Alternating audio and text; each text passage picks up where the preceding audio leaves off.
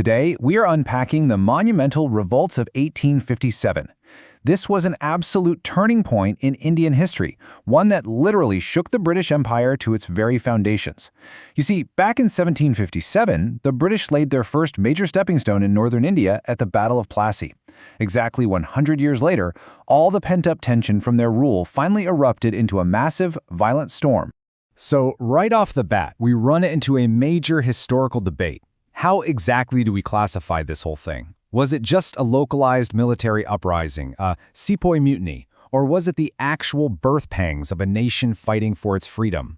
Well, to figure that out, we have to look closely at what truly happened when decades of simmering tension boiled over across the subcontinent. Here's our agenda for today. 1. The simmering discontent. 2. The spark and spread. 3. Storm centers and leaders. 4. Why the revolt failed. 5. Nature of the revolt. And 6. Consequences and significance. Section 1. The simmering discontent.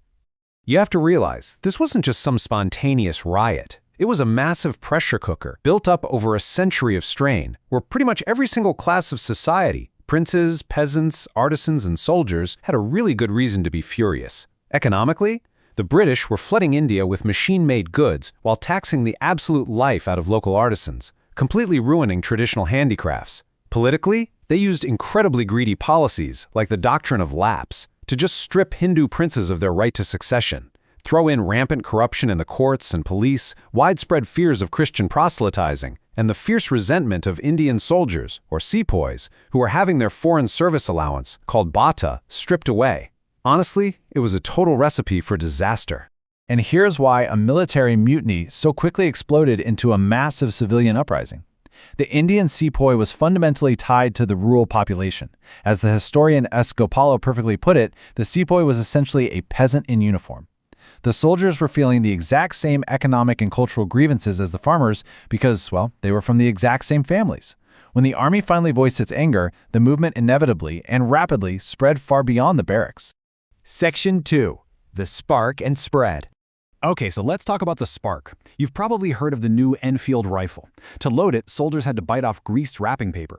Well, rumors spread like wildfire that this grease was made of cow and pig fat, which is obviously sacred to Hindus and taboo for Muslims. After some early, isolated defiance, including the famous actions of Mangal Pandey, who was executed in April, the real explosion happened in Meerut on May 10th. Soldiers actually broke their comrades out of jail, killed their British officers, and then marched 58 kilometers straight through the night to Delhi.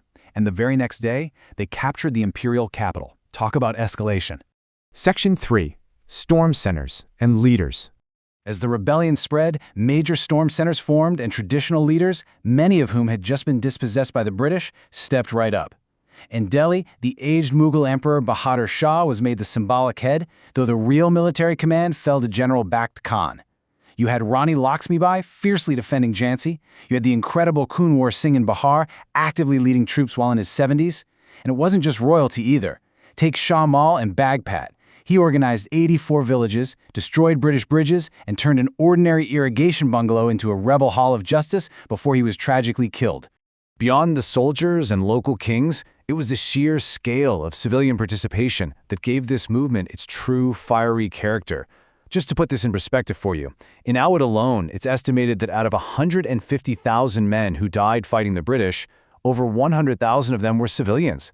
That is a staggering number.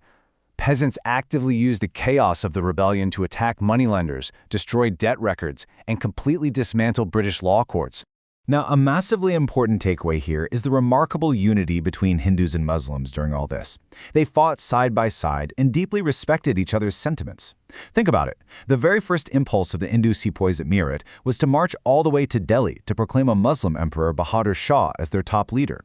And once rebels took over a new area, cow slaughter was almost always immediately banned out of mutual respect.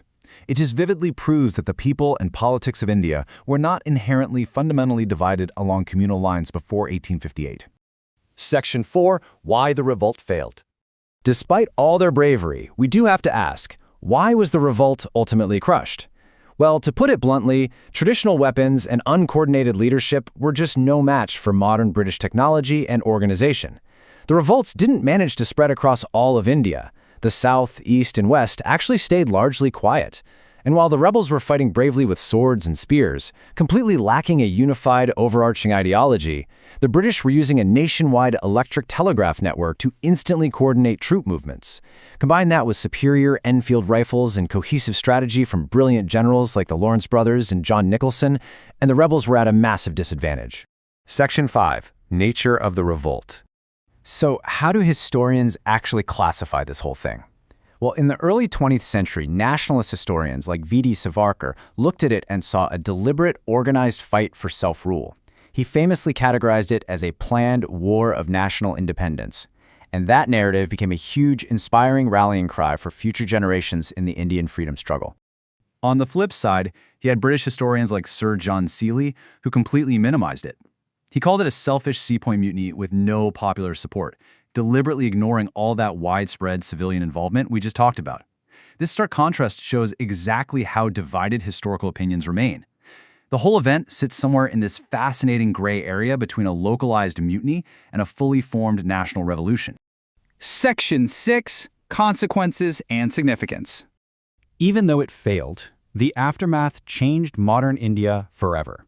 The British were rattled enough to completely overhaul their administration.